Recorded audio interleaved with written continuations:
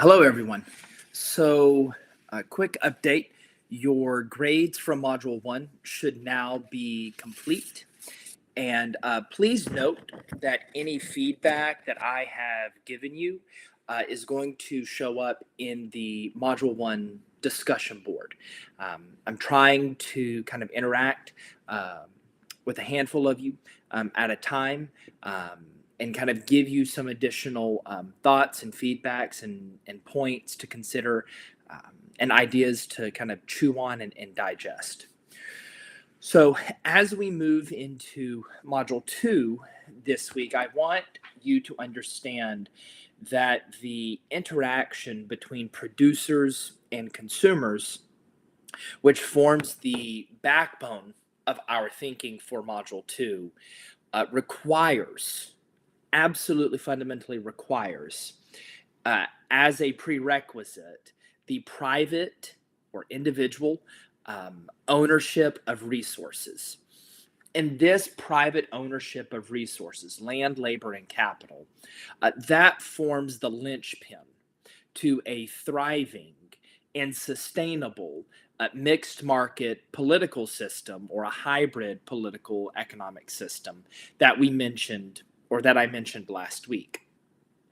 Now, your text makes a note about the famous Scottish political economist Adam Smith and his coining of the term the invisible hand. And I want to take just a second and make a couple of notes about that, because I don't want you to get the wrong idea about the point Smith was offering, kind of within the wider context of when Smith was writing and the audience to whom Smith was writing. So, when Smith coins the term the invisible hand, what he is not arguing for is this laissez faire, dog eat dog system of just kind of a rapacious style or a rapacious tone into society, in which might makes right. Those who have wealth and power can freely abuse that power because, after all, the invisible hand will, in theory, work everything out. That is categorically not what Smith was advocating for.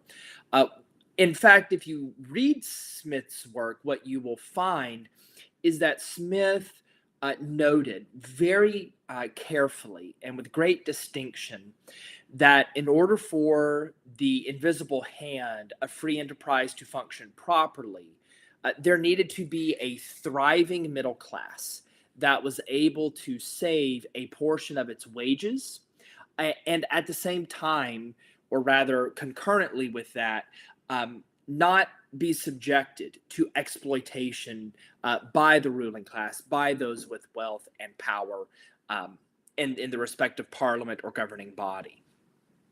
And this aspect is important, and it's often overlooked, which is why I wanted to bring it out and kind of tease it out for you today.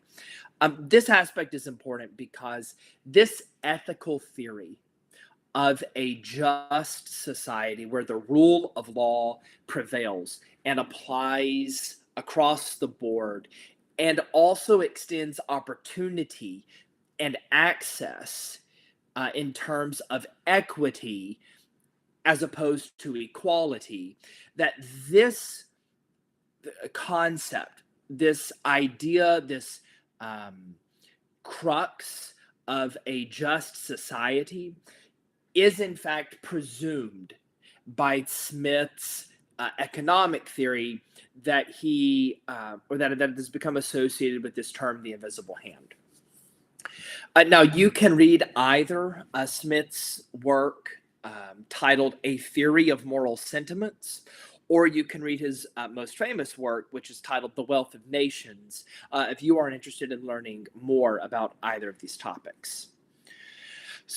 Secondly, I also want to encourage you to pay careful attention to the announcement I posted yesterday, which discussed the difference between a change in demand versus a change in quantity demanded, on one hand, while also discussing and making the distinction between a change in supply versus a change in quantity supplied. These are very important distinctions. I cannot emphasize this point enough. They are very important distinctions for very different phenomena. And your understanding of this distinction, in my view, is really critical in order for you to better understand and help you explain how market forces, or the invisible hand, or that interaction between reasonably or approximately situated producers and consumers, that's going to drive toward this equilibrium point, where we note that the marginal benefit of purchasing that good to the consumer is equal to the marginal cost of manufacturing that product by the producer. And in order to understand that point, you have to first understand that a change in demand is not the same as a change in quantity demanded, or that a change in supply is not the same as a change in quantity supplied.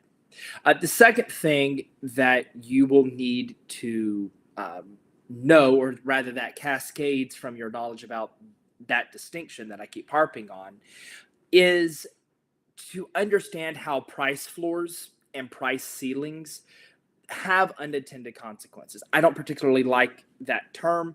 I would prefer to say that understanding the difference between a change in demand or change in quantity demanded and a change in supply versus quantity supplied will help you better grasp how these policies, these governmental policies of price floors and price ceilings, have embedded into them the opportunity cost, which we graphically show as a decrease in productive efficiency.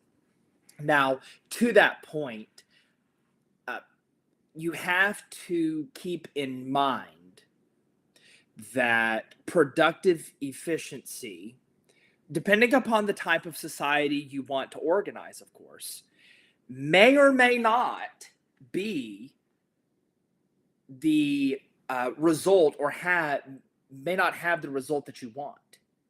It may not be the outcome that you would like. There could be quite a bit of buyer's remorse by pursuing a policy of radical productive efficiency at the behest and ignorance of other measurements, such as allocative efficiency.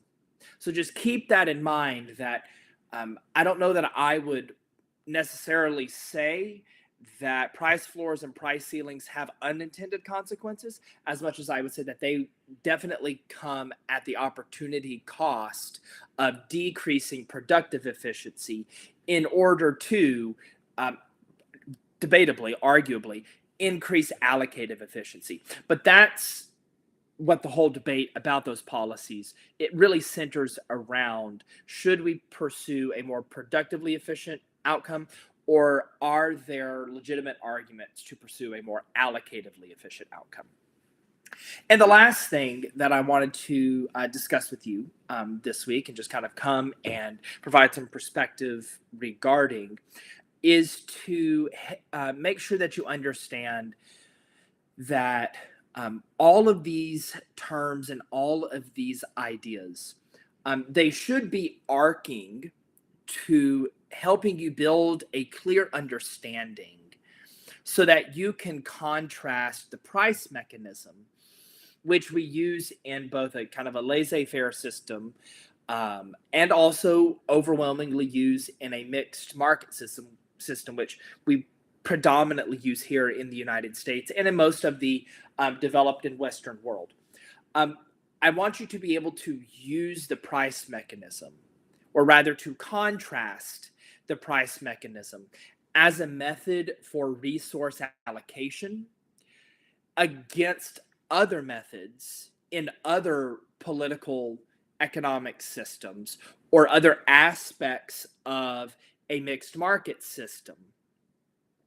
And those types of different resource allocation could be very simple, from either government edict, which you could see in things as simple as eminent domain clauses, or it could be something as mysterious or um, ambiguous as a religious custom. So, again, those are the points that I am hoping you will gather out of Module 2 as we begin our conversation and really start taking a deep dive into supply and demand.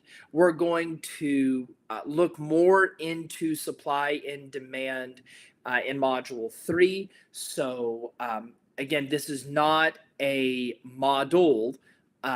Your supply demand model is not something that is going away. It is something that you need to become very, very, very familiar with, because it is going to show up in practically every module for the remainder of the course. So, as always, you are certainly free to reach out to me if you have any questions.